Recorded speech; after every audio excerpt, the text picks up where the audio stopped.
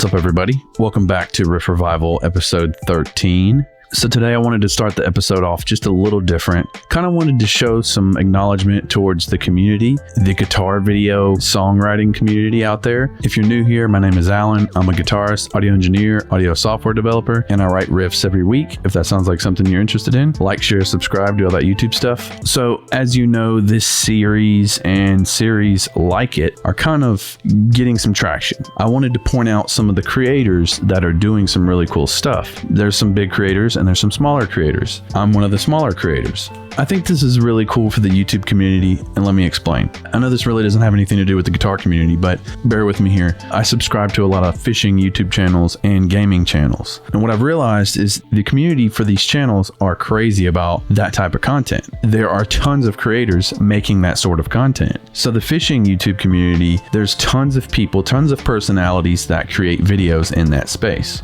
They're basically all creating the same type of content. They're going out, they're fishing, and they're filming themselves POV style, and they have tons of subscribers. It started to make me think this new songwriting YouTube style has kind of taken off a little bit. And there are a couple of creators out there I want to point out that are doing basically what I'm doing and what others are doing. And I'm seeing the community grow. It's really cool. And the reason why I wanted to point out the other creators is because having more creators in the pool is good for the community. It's good for this type of video format. When someone posts a video, they're going to go, oh, okay, well, that's cool. Now I got to wait another week. If there are more people creating and more people making these types of videos, you can look forward to other creators on the next day or whenever their upload schedule is. There are a few creators in mind I want to point out. So there's Nick Broomhall. So he's one of the bigger creators. You know, he's the one who's pretty much inspired this whole type of video format. So shout out to Nick Broomhall.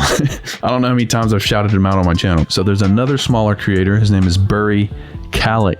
Wait, let's just say Burry. So Burry, he's been doing this for a minute, a little bit longer than I have, and he's up to episode 28. He creates riffs every Saturday. If you're fiending for this type of content, go check out Burry. He does stuff similar to what I'm doing, writing a riff and playing it back at the very end. Great content over there if you like metal and riffs. And then we have Rainquill. Okay, so Rainquill is a newer creator. He's only got 273 subscribers. He's only been doing it for a few weeks. He's up to episode 6 right now. If you watch my stuff, Nick's stuff, and Burry's stuff, and you want something else out there, there's also Rainquill. Hit him up, subscribe to his channel. Subscribe to all these people's channels, by the way. The reason why is because the more that this type of video format gets out there and becomes sort of popularized, we all have a better chance of growing. I'm not just saying this selfishly so that I can grow. I really want the community to grow. It's just really cool to see this sort of video format take off. If you're into this sort of riff writing, songwriting, video format,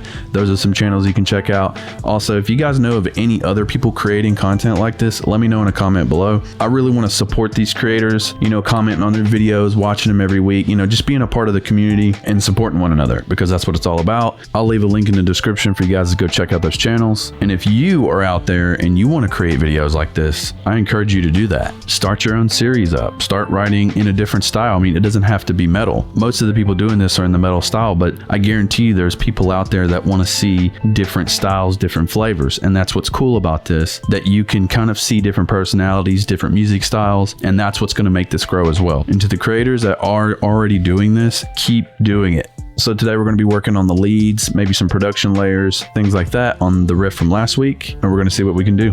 Okay, so I had an idea for a lead. I've been working on it for quite some time. Actually, I wanted to point out a comment. I commented on Rainquill's video, and he was talking about like imperfections within his riff, you know, because as songwriting creators, we're having to write a riff every week and having time to practice these riffs. So he was talking about the imperfections in his production. And I said, nothing wrong with imperfections, man. That's what makes us unique. And he said, writing a riff a week for these videos makes it seem like there's a lot of time to learn them. The reality is it's not that much. And we always have to decide how much time we want to spend working on it. Appreciate you taking the time to watch. With that point made, yes, I'm very critical of the stuff I write, especially when it comes to leads. Although it may be really fun to write these riffs every week, coming up with leads for this stuff is a little bit harder. And that's just because I'm so critical over the things I write. So I had a little bit of time to work on a lead. I think it sounds pretty cool. Let me know what you guys think about it. Laser focused leads. Let's get into it. So we're going to be using Quad Cortext. I can't get myself away from the Fort Nameless, man. It just sounds good. I do have this patch available for you guys for free. I'll leave a link for you in the description. So here is the tone. Here are the settings for that. and we're splitting the cab with a 412 and the nameless. And then we have a room reverb, and then we have a simple ping pong delay. We're going to do a lead over this entire section right here.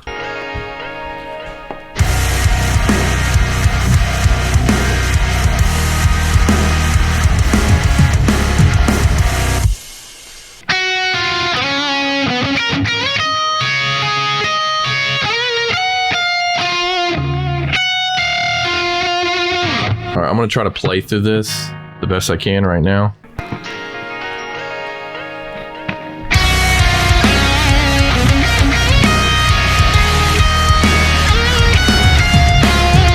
Okay, so I may have to record this in sections. I don't really typically like to do it in pieces to get it clean.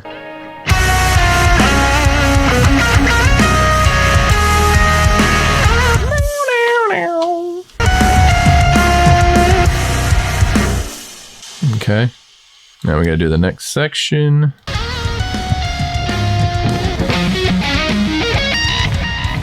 All right.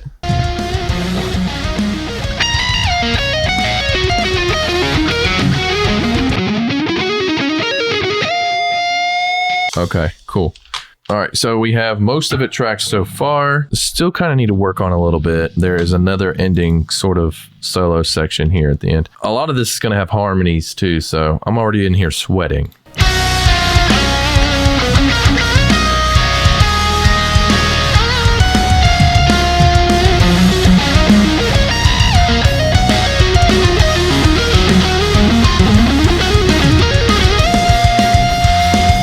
I feel like the Erra community is going to be really happy with this because it sounds very impulse augment solo wise. Okay, so this is where the weird little, I think it's like a little sweep sort of thing, like a sweep run. There ain't no shame in doing piece by piece because that is how records are made. If you're not aware, if you've never been to a studio and recorded an album, this is how it goes. Actually, most producers will track note by note sometimes. It kind of sucks. It ruins the magic of what you think people are playing. Sometimes that's what happens in the studio.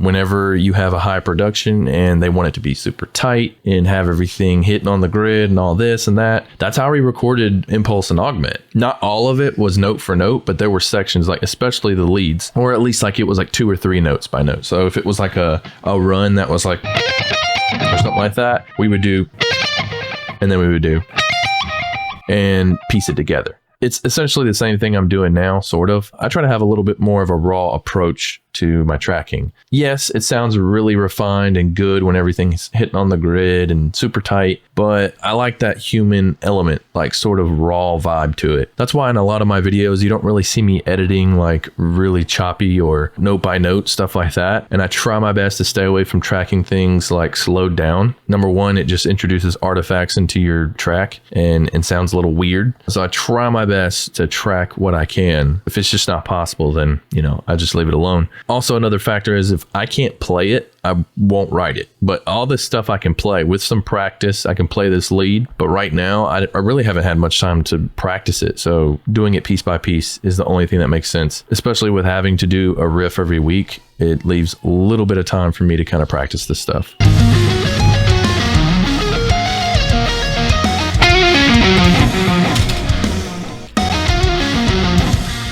So this is where we get microscopic, and I'm going to do the little dissonant note right here.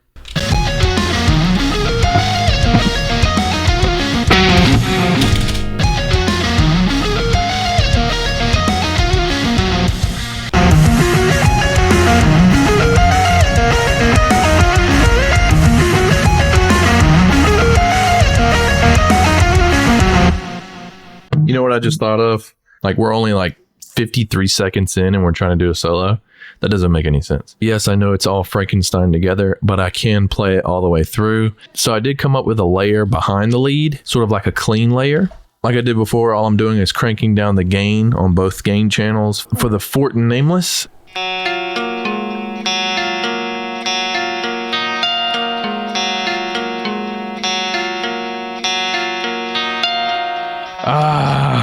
keep messing up. All right, let's see what it sounds like, if it's out of tune or not.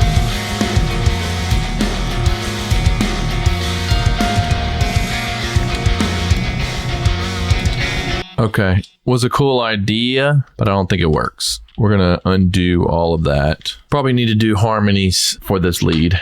Real quick, guys, I wanted to let you know that Axure is 25% off this month, and you can get an extra 10% off by using code MIDI now at checkout. MIDI guitar for the modern musician, powered by Midi, phase drive technology, 127 levels of palm mutes, 5 automatable knobs, 20 different articulations, which we have a couple more now, stereo guitars, and 4 strings. That's all that we offer with Axure. We are working on a Contact version currently. It should be out in a few months, along with some more libraries. You don't want to miss this deal this month. It's actually probably going to be the biggest sale that we have. So grab yours at StudySoundAudio.com. I tried the little clean thing. It didn't work. You couldn't really hear what was going on, and also if I could mix it right, I think it would go, but for right now we're going to keep moving and we're just going to do the harmonies for the lead.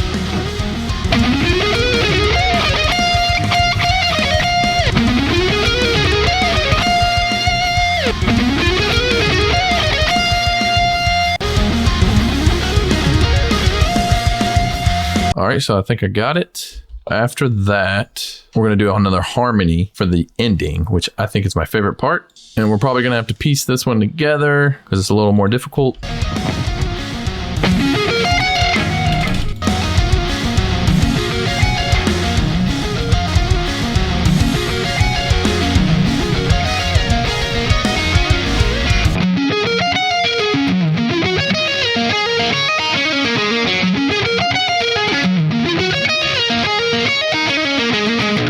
Okay, so that's basically the solo part. I went ahead and already tracked it, and I did it by pieces. I just wanted to show you guys that I could do it. There's a lot of guitar fakery going out there, guys, and I'm going to break it to you. There's a lot of guitar fakery in this track. Well, not really a lot. I mean, there's pieces of things edited together to fit. But yeah, we've got this solo.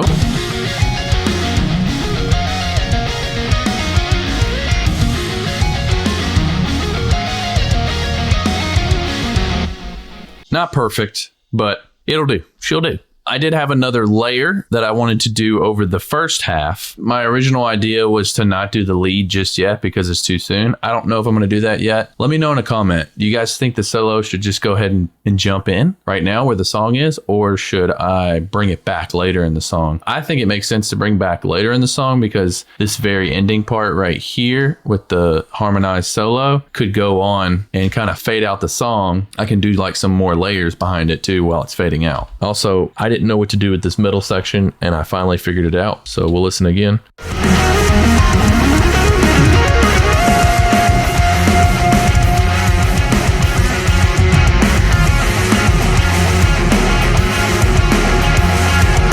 For that part, I originally had like a bend, like.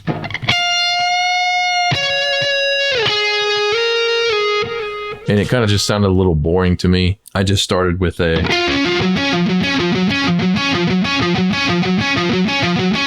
Kind of sort of thing, and I just harmonized it. So we'll listen to just those tracks.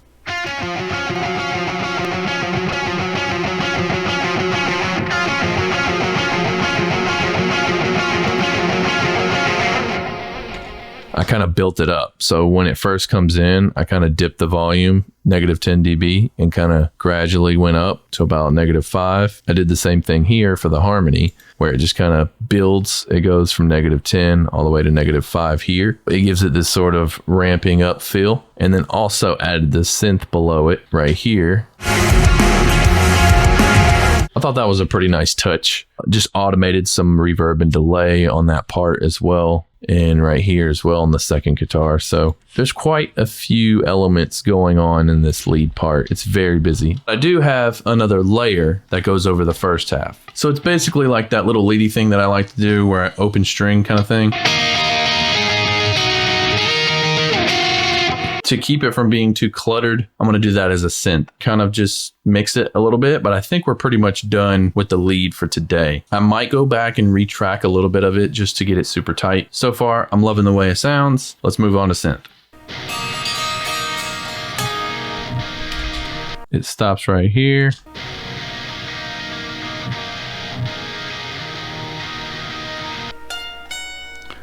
High notes. Sort of kind of thing, and then it'll start over, but the last note will do something else.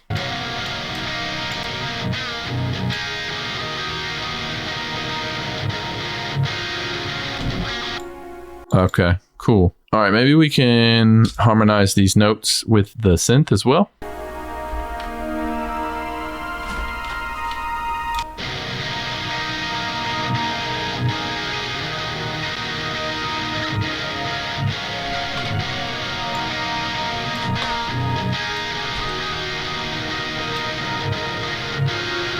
Okay, cool. I've been working on this solo for quite some time. I've done some production stuff to it.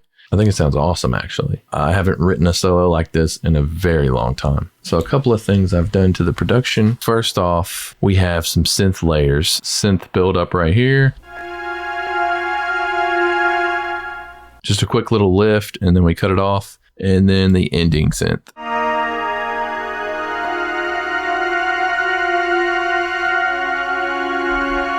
So basically it's the same thing as earlier up here. I just copied and pasted it and stretched the notes. Now I told you guys last week that I was going to be doing a bunch of leady stuff and I wasn't playing. There's a lot of leads on this. So we'll just listen to it from the clean part to give you some context. This is with the master.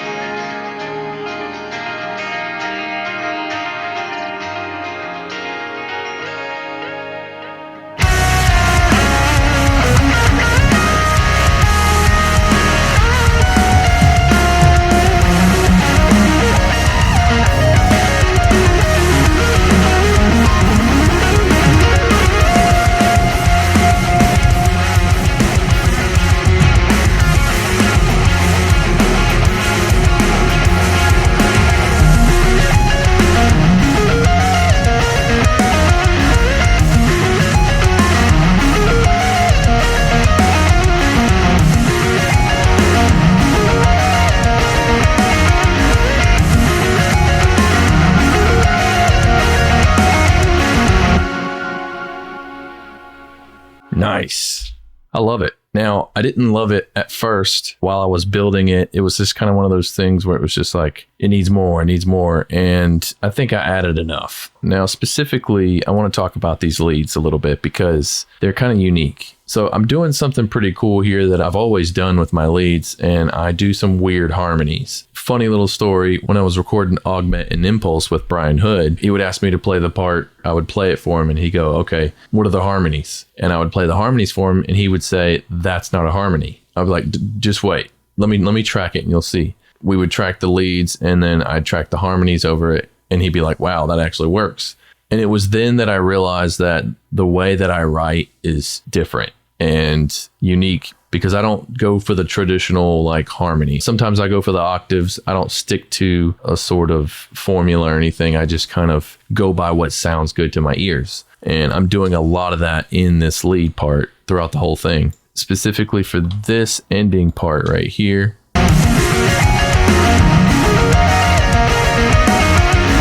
So some of the notes are harmonized and some are not. It would be like on a different string or a different note altogether, and it would just work. I thought that was really cool that I kind of implemented that into this solo. And I guess that's why it kind of has that Erra sound. That's just that sort of flavor that I added to it. That's pretty much it.